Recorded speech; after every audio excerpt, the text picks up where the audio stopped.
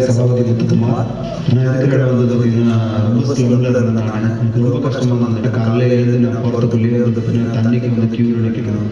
தண்ணி கீழே வந்து பார்த்தீங்கன்னா சக்கரை தண்ணி வரும். நான் ஒவ்வொரு நாளும் என் வீட்டு தண்ணிகளில் வந்து அவ்வளோ கஷ்டமாக இருக்கும். நான் கோடியில் ஒருத்தனாக தான் இருந்தேன். என்னோட வாழ்க்கை வந்து பார்த்தீங்கன்னா பெரிய லெவலில் ஆகாதா அப்படின்றத வந்து நான் ஆசைப்பட்டவே இருந்தேன். பாலிவுட் பாட்டில் வந்து பார்த்தீங்கன்னா நிறைய காஸ்ட்லி வீடுலாம் பார்ப்பேன். அந்த மாதிரி பார்க்க சொல்ல எனக்கு என்ன ஆசை இருந்தது அப்படின்னா அது மாதிரி என் லைஃப்பும் வராது, அது மாதிரி எனக்கும் கிடைக்காது. நான் ஆசைப்பட்டேன்னா ஆசை வேண்டியது.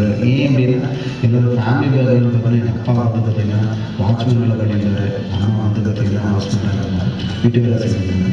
இந்த மாதிரி ஒரு சுச்சுவேஷன் வந்து பார்த்தீங்கன்னா அது மாதிரி கணக்கானது தப்புன்னு தான் நான் நினச்சிக்கிறேன்.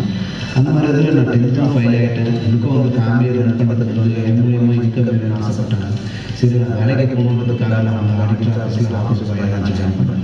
அந்த மாதிரி ஜாயின் பண்ணி அந்த ஆடிட்டர் ஆஃபீஸில் எனக்கு வேலையை இருக்கும் அப்படின்னா ரூம் க்ளீன் பண்ணுறது, பாத்ரூம் க்ளீன் பண்ணுறது, இந்த மாதிரி தான் என்னோட வேலையை க்ளீன் பண்ணுறது. எல்லாமே க்ளீனிங் ஒர்க் எல்லாமே நான் தான் பண்ணியிருந்தேன். இந்த மாதிரி சுச்சுவேஷன் எனக்கு என்ன பண்ணணும்னே தெரியாமல் இருந்தது. ஏதாவது ஒரு வழியில் வந்து என் லைஃப் சேஞ்ச் ஆகாது அப்படின்றது வந்து ரொம்ப ரொம்ப ஆசைப்பட்டது.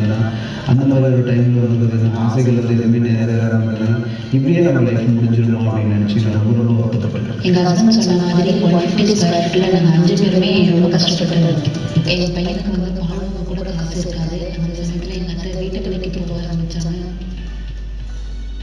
அந்த வயசுலேயும் பையனுக்கு பால் வாங்கணும், நல்ல ட்ரெஸ்ஸஸ், நல்ல சாப்பாடு, நல்ல வீடு வாங்கணும். ரொம்ப கஷ்டப்பட்டது. எதுக்குமான கஷ்டம் ரொம்ப நான் ரொம்ப ஃபீல் பண்ணியிருந்தேன்.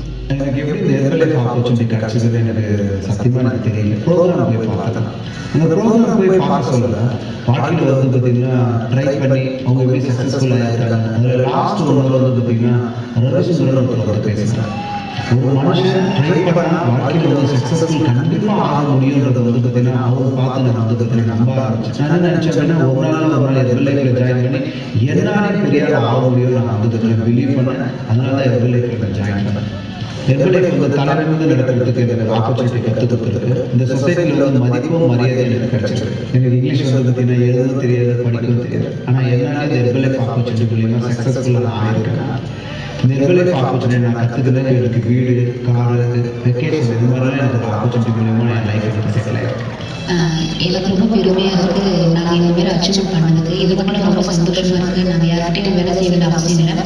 இதுக்கு மேலே ரொம்ப நாங்கள் சந்தோஷப்படுறோம். ஏன்னா என் பையனுக்கு நல்ல எஜுகேஷன், நல்ல ஸ்கூல் நாங்கள் சேர்த்துருக்கோம். எனக்கு ரொம்ப பெருமையாக இருக்குது. என் ஒய்ஃப் வந்து பார்த்தீங்கன்னா யார்கிட்டையும் கடன் வாங்க வேண்டிய வேலை இல்லை. நான் கோடியில் ஒருத்தனாக இருந்தேன். ஆனால் இன்னைக்கு எதிர் லைஃப் மூலியமாக இன்னைக்கு நான் கோடீஸ்வரன் ஆகிருக்கேன்.